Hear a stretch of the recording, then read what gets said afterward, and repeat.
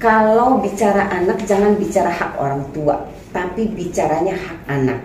Orang tua punya kewajiban menyayangi anak, menafkahi anak, melindungi anak, menciptakan suasana yang sehat buat anak gitu.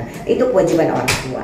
Dan hak anak ya, Undang-Undang Perlindungan Anak jelas mengatur anak-anak itu berhak untuk hidup, tumbuh dan berkembang di lingkungan yang sehat ya. Dan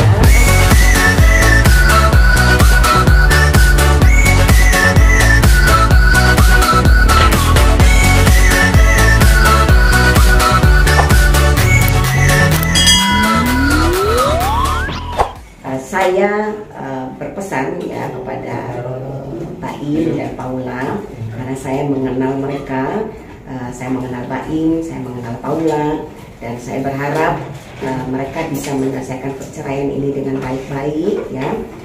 Kalaupun ada sesuatu yang memang harus diselesaikan terlebih dahulu, bisa diselesaikan dalam sidang mediasi, ya kan, dibereskan, nah, kemudian nanti proses perceraian ini bisa berlangsung dengan cepat.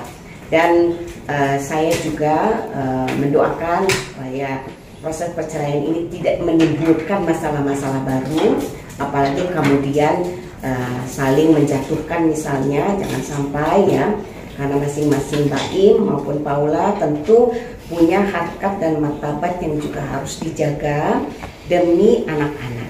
Jadi kalau mau bercerai, pesan saya bercerailah dengan baik-baik ya, tanpa kisruh sana sini. Pikirkan masa depan anak-anak. Anak-anak berhak untuk tumbuh di lingkungan yang sehat. Anak-anak berhak untuk tumbuh dengan jejak digital yang juga sehat. Jadi kasihan anak-anak ya, lepaskan ego masing-masing, bercerailah kalian dengan baik-baik, dan saya doakan semoga bisa dibantu dengan advokat-advokat yang bisa mendamaikan kalian ya, mendinginkan suasana sehingga perceraian ini juga nanti bisa berjalan lancar dan tidak harus menimbulkan huru-hara sana sini. Saya kira itu ya pesan saya untuk Baim dan Paula. Dan untuk teman-teman, terima kasih yang selama ini sudah mencari berita konfirmasi sampai ada yang harus menyusul saya bintek. Saya mohon maaf ya, bukannya saya tidak bersedia menyampaikan informasi apapun, tapi memang ini adalah perkara wilayah privat ya, dan saya harus sangat menghargai bagaimana supaya mereka bisa tetap punya privasinya masing-masing ya. Saya kira itu, terima kasih. Ada yang mau ditanya? Ibu, mungkin alasan Pak Paula sendiri mencabut ibu sebagai mencabut kuasa ibu sebagai lawyer mungkin apa sih? Paula menyampaikan bahwa ada pertimbangan keluarga. Nah, jadi saya kan juga tidak perlu mempertanyakan lebih panjang ya, karena ini sebenarnya memang kewenangan penuh klien untuk memilih didampingi oleh advokat manapun. Terakhir komunikasi dengan Mbak Paula kapan tuh? Dan apakah dalam komunikasi ada pembahasan soal gugatan dari Baim? Oh ya, jadi sebenarnya gini, hari Selasa Baim mengajukan gugatan, ya. Kemudian hari Rabu kita berkomunikasi by phone. Hari Kamis Paula tidak bisa hadir. Hari Jumat baru bisa. Kita bedah kasus, karena saya minta Paula, ayo segera kita harus meeting untuk bedah kasus, untuk menentukan skema penyelesaiannya bagaimana, karena sidang di tanggal 23 besok. Hari Jumat kita ketemu, tapi Paula juga tidak bisa lama karena harus bekerja. Lalu kemudian kita setuju lanjutkan di hari Senin Paula tidak hadir, katanya sedang tidak enak badan. Selasa juga tidak hadir, dan kemudian Rabu lah itu kemudian Paula mengirimkan surat pencabutan kuasa. Jadi kita sudah bahas sebenarnya. Kalau membahas soal materi ya, apa yang menjadi alasan perceraian, sebenarnya itu sudah kita mulai sejak bulan April. Ya, jadi sebenarnya ini bukan sesuatu yang seketika ya, sudah panjang. Betul Mbak Im bilang bahwa memang ini sudah melalui proses yang panjang ya. Kalau menurut Mbak Im 1 tahun, tapi kalau kami sendiri, Paula datang ke kami setengah tahun ya, sudah 6 bulan, mau 7 bulan gitu.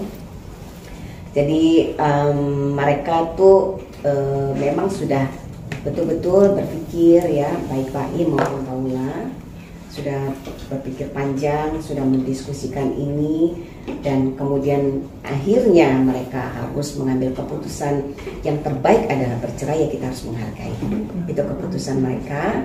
Kalau menurut mereka itu yang terbaik, itu adalah hak mereka. Tapi ya memang concern saya selalu kalau ada anak di bawah umur, cerai dengan baik-baik, itu saja. Jadi cerai baik-baik, tidak perlu harus saling hujat-menghujat, saling menjatuhkan satu sama lain. Karena bagaimanapun anak-anak ini tidak ada yang namanya mantan ayah dan mantan ibu, ya.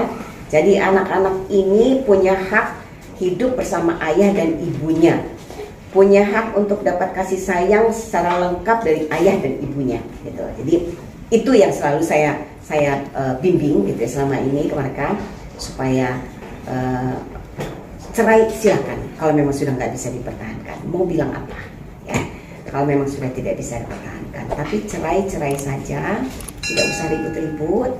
Dan soal anak, selalu yang saya ingatkan kepada siapapun ya yang akan bercerai, pihak suami maupun istri, kalau bicara anak jangan bicara hak orang tua, tapi bicaranya hak anak. Orang tua punya kewajiban menyayangi anak, menafkahi anak, melindungi anak, menciptakan suasana yang sehat buat anak, gitu. Itu kewajiban orang tua. Dan hak anak, ya, Undang-Undang Perlindungan Anak jelas mengatur anak-anak itu berhak untuk hidup, tumbuh dan berkembang di lingkungan yang sehat, ya.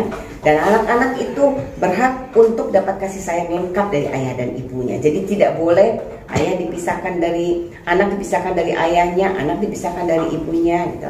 Dan selama ini saya melihat baik Baim maupun Paula adalah ayah dan ibu yang baik, ya.